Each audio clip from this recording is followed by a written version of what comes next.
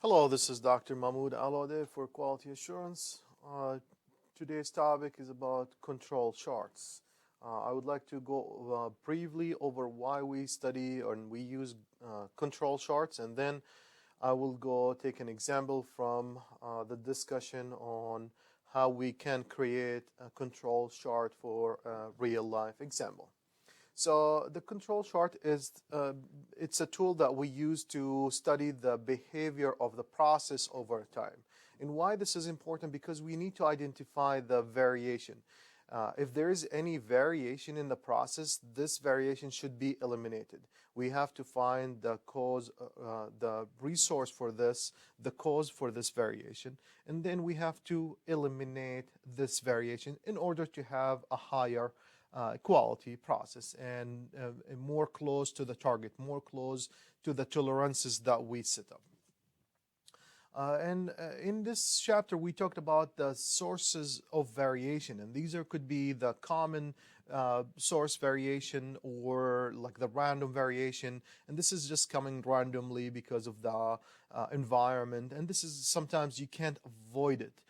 In order to avoid this, you need to change the whole process. But the assignable cause of variation, this is something that happened because of the reason, because a specific reason, and the causes could be identified, the source of these could be identified and should be eliminated, such as the poor training, if an old machine needs to be replaced, and etc. So these are the two common source of variation.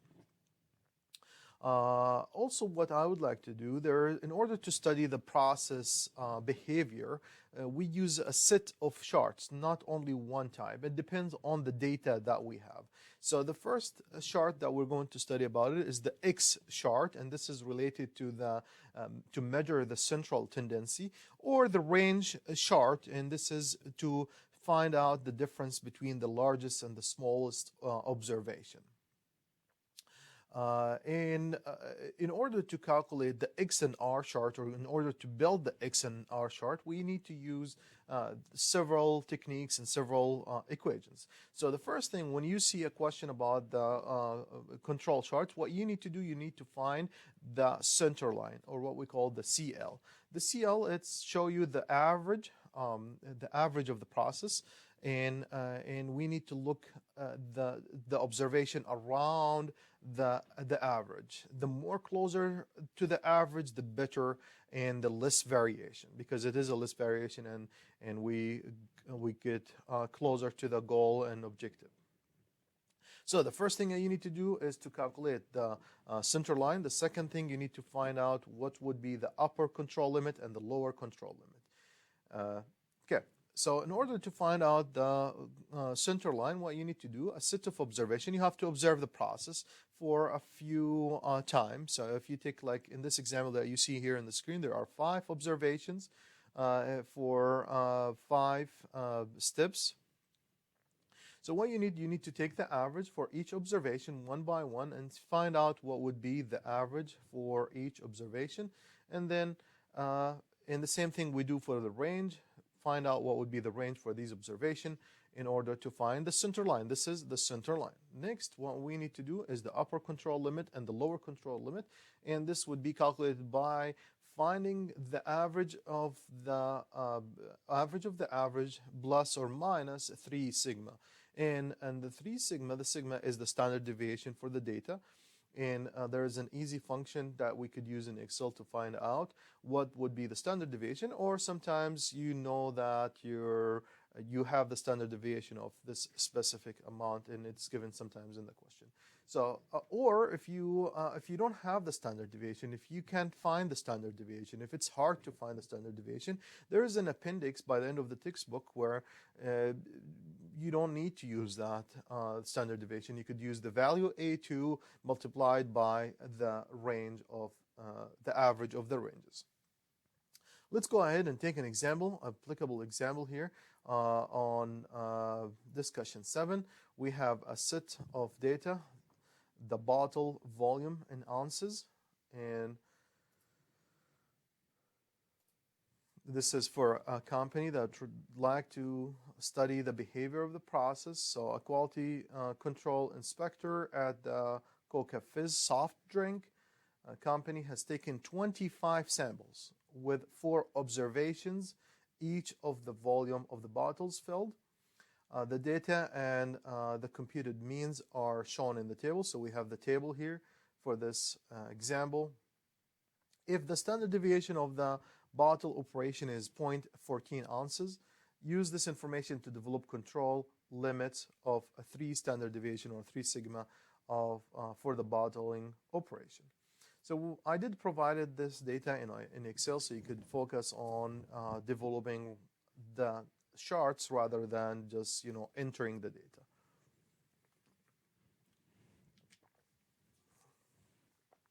So we have 25 samples, we have 5 observations. First thing you need to do is find the average.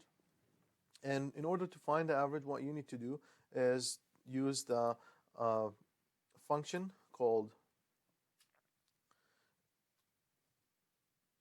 equal average. Select that, select the cells on Excel, close the parentheses, and this is the average for the first sample over the 4 observations. The same thing for the rest of the 25 samples. Right click, double click on the right lower corner, and that will fill the averages for you. Now for the range, what you need to do is calculate the maximum minus the minimum for the set of the data. So equal maximum between these observations minus the minimum. So we have the minimum here to be we have the range here to be 0.19. Same thing, if you're happy with that, you take it and you apply the same equation for the rest of the cells. So again, equal maximum, select the data, the observation, the 4 observations that we have, minus the minimum,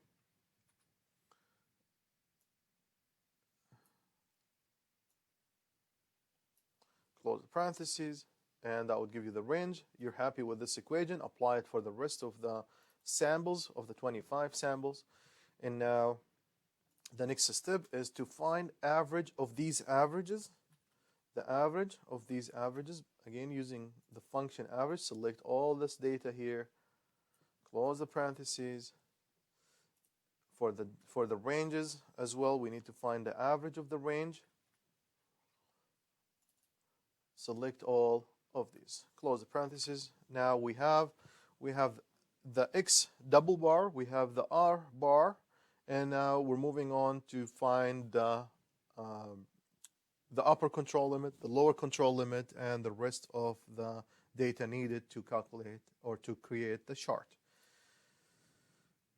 Right here, and the sigma for the process, we know that the standard deviation for the process, it's given in the question to be 0.14 ounces. However, if this is not given and you really like to calculate the standard deviation, what you could do, you could say, I want to do the standard deviation, so equal standard deviation for the sample, and select the data, all the 25 samples from there, and that would give you a value close to what is given, which is 0.13, and what we have here, what is given is 0.14.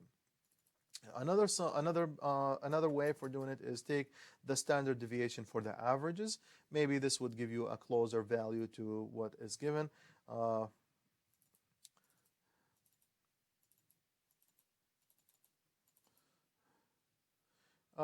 Not really. So I would think maybe using just the data here, the 25 samples, in order to find the standard deviation. And the function is stdev.s.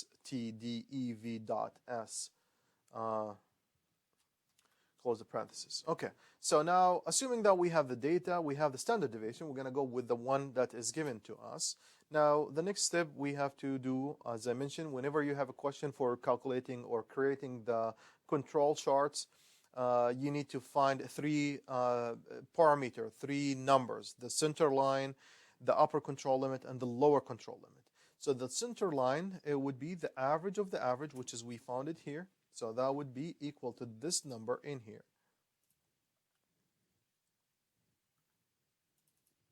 And in order to lock this cell, just add a $ before and after. This cell is locked. And for the upper control limit and the lower control limit, these are what we need to use, these equations that we could use. So let's go with, I'm going to copy them here, paste it on here, so we could maybe use both of them or one of them. It should give you the same answer.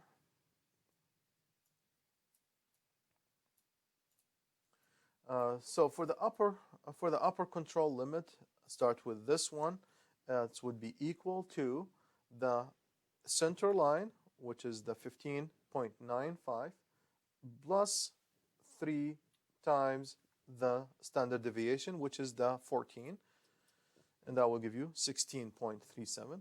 The lower control limit would be equal the center line minus the 3 standard deviation, 0.14, and that will give you 15.53 for the lower control limits. And this is, we use this equation here, x double bar plus or minus 3 sigma. Now, if somebody will say, okay, I'm going to try the other way, which is the A2. Okay, well, we could do it. So let's go ahead and try it. So the lower control limit for that, we need to go to the textbook first. So let me see if I could access the textbook here. All right, here's the textbook. We'll go all the way to the appendix. Appendix 2. Perfect. Now, in this, how you read this table, you need to start with the observation in a sample. Now we need to know what's the observation. So we know that we have 4 observations for this particular example. So go with the A2 to be 0.729. So we're going to do this, copy this 0.729, and let's go here. Equal, start with the equal. The x double bar would be 15.95. This is the lower, so that would be minus the A2, which is, we have the A2 here, 0.729, times the average of the range, which we have it here as a 0.29. And that will give you 15.73. Next, we go to calculate the upper standard deviation. The upper standard deviation would be the x double bar, which is 15.95, plus the A2 times the average of the range. Close the parentheses, click OK. That would give you 16.1559. So now somebody will say these values are different. Yes, they're different because the A2 is based on estimation, and we're not sure if the sigma here is different or is it accurate, but both of them will be correct. Both of them will give you an XR. The differences between the values, it's not gonna give you a wrong number. It's not gonna give you that this process is out of control. It's not gonna tell you. It's not going to make any difference to tell you about the behavior of the process. It's still going to give you the same thing because what the risk is going to be around these values. So now we have the x double bar, we have the lower control limit, we have the upper control limit. Now let's go ahead and build the chart. So as in the segment right here, what you need to do is fill this in here. So we start with the sample mean, when this would be taken from here, and fill the cells with the rest because we need to copy exactly the values here from the average for each cell. And then for the control, for the center line would be equal to this number here, and lock that cell because we need to copy exactly the same value for all of these cells. Double click. Upper control limit, we have it here, 16.37, same thing. lock it because this is going to be constant.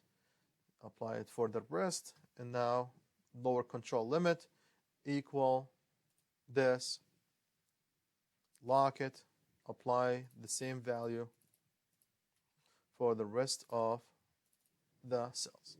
Now you go here, you will see that you've created the control, the X bar chart. Now let's go ahead and try these values. Is that going to make a difference with process if it's going to be out of control or not? So upper control limit.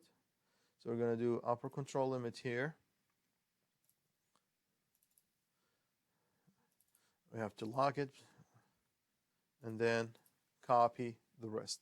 And when I say lock the cell, that means just keep using the same exact cell that I used in that. The lower control limit would be 15.7.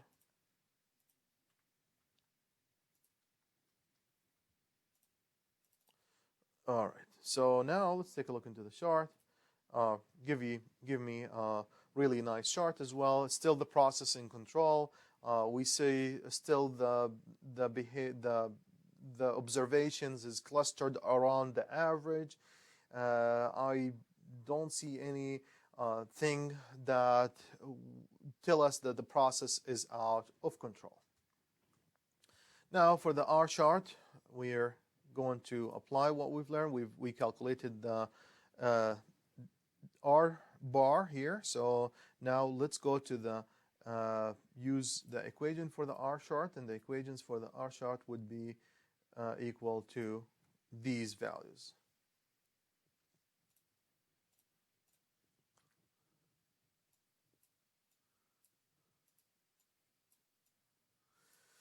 Okay, now upper control limit and lower control limit would be the D4 times the average of the R. So we know that the center line for the range would be 20.29. It's taken from here, G32. So we're going to take this G32. Now D3 for observation, what we need to do, we need to go to the appendix. And this is again what we're looking for. We're looking for observation, and we're looking into uppercase D3 and D4. D3 is a 0 for observation, and D4 is 2.114. So we'll go take these values, apply them here. Okay, so that's a 0 for the lower control limit. For the upper control limit would be the D value would be 2114. I'm going to double check on that because I saw something. So we're observation number 4. You're right here. It's actually 2.28, and this is just go through the arrow of 4 observation, go here, and that would be 2.282. Okay, so this would be 2.28. Now we have the D3, we have D4, we have the average of the ranges. Let's go calculate the control, the center line and the control limits. The lower control limits, we have to have it as a 0 because 0 times the 0.29, that would be 0. The same thing here. The upper control limit would be the D4 times the average of the range. That would give you 0.65. Now we'll go ahead and apply these into this table. So the center line would be 0.29, and apply this for the rest. Sample range would be equal to these samples that we have, the ranges for each of these samples. Double click. Upper control limit and lower control limit. We have the lower control limit to be a 0. Apply this for the rest. Upper control limit to be equal 0.65. Lock the cell so you can copy it for the rest.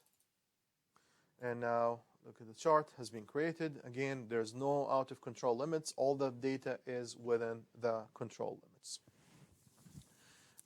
It is a fun activity. It's a real activity. We've used it in industry all the time to calculate and create the control charts, to observe the process if it's within the limits or out of the limits. Another thing that I want to mention quickly here, and again, I don't like to have a long videos, but sometimes you have to do it. There is a software that's used by industry called Minitab. So if you are one of the people who has access to Minitab, you could apply what you've learned here. Exactly the same thing. I'm going to show you quickly how we could do this in Minitab. So I took the data from the Excel sheet and I have it here. So I have it all here. Now what I need to do is just apply, create a control chart using Minitab. And again, if you have an access in your company, feel free to use it. There will be a segment on Minitab using Minitab. By the end of the semester, I want you just to make sure that you are able to use it. However, there will be also an opportunity for you to download it for free. And the reason for that, for not asking you now to do it, because there is a trial time for applying Minitab, and which is going to be like a 1 month or so. So I leave it to the end of the semester to practice and play with Minitab if you don't have access right now in your companies for Minitab. Now, okay, if I want to create a control, an X and control chart, what I could do, I go to Stat and go to Control Charts, and then go to Variable, Variable subgroup. We need to do we need to go to the R chart. Let's go try the R chart, X and R, X bar and R chart. So now we select the observation, and we need to select observation 1, 2, and 3, and select, and click OK. Let's see what is that going to give us.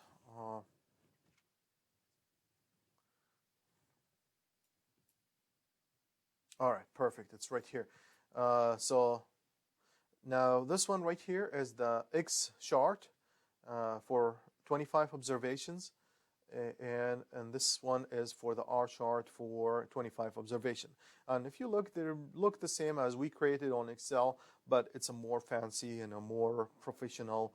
And it's fun, actually. You don't have to do all the calculation. It's basically, I did not do anything except that I inserted the data, I entered the data on Minitab, and I went to statistics and clicked on the X and R chart, and it has generated for me. But versus Excel, you have to do the control limits and the upper control and lower control. You have to get some appendix from the appendix A to D3 and D4, and you have to do all the standard deviation, etc. So these are also time consuming. So I hope this is helpful. I'm gonna end up right here, but please let me know if you have any question. Thank you for your question all the time. I appreciate it. Thank you.